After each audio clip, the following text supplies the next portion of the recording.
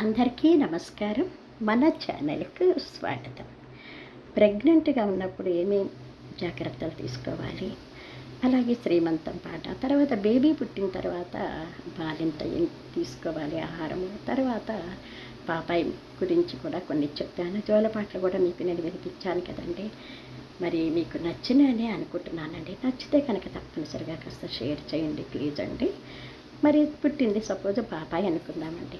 చక్కగా first birthday చేస్తారు, మంచిగా వేడుకగా జరిపిస్తారు. మరి పాపాయి పెరుగుతుందంటే చక్కగా 9 ఇయర్స్కో 11 ఇయర్స్కో ఓణీల ఫంక్షన్ చేస్తారు అమ్మమ్మ వాళ్ళు. ఈ రోజుల్లోనండి 10 ఇయర్స్కే మెచ్యూర్ అయిపోతున్నారండి. ఫుడ్ హ్యాబిట్స్ వల్లనో లేకుంటే టెన్షన్స్ వల్లనో, స్టడీస్ టెన్షన్ వల్ల పాపం పిల్లలు.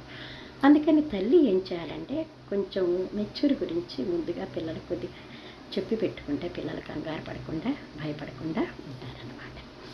ఇంకోటి ఏంటంటే మెచ్యూర్ అయిన తర్వాత పిల్లలకి చక్కగా బియ్యము పెసరపప్పు ఎక్కువ వేసి నెయ్యి ఎక్కువ వేసి పులగం పెడితే హెల్తీగా ఉంటుందండి. అలాగే నువ్వులు బెల్లం చిబ్బెరు అంటారు కదా, అది పెట్టాలి. తర్వాత స్వీట్స్, డ్రై ఫ్రూట్స్తో చేసిన లడ్డూలు అవి పెట్టడం వల్ల హెల్తీగా ఉంటారనమాట. అయితే ఏ చెడు లోపలికి రాకుండా గడప దగ్గర ఒక చిన్న ఐరన్ ఏదన్నా సరే వేస్తే సరిపోతుంది. అలాగే మరి పిల్లలు ఏ వారం అయితే ఏంటి అనేది మీకు చెప్తానండి.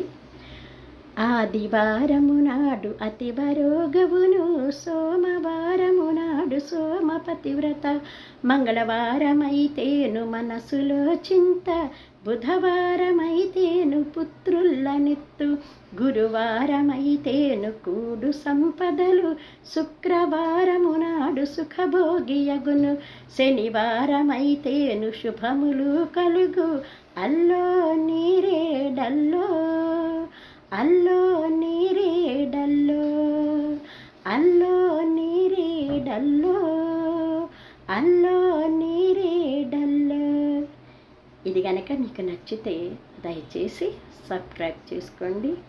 మన ఛానల్ని చూస్తూనే ఉండండి. ఎలా ఉన్నాయో కామెంట్స్ పెడుతుండండి ప్లీజ్ అండి. మరి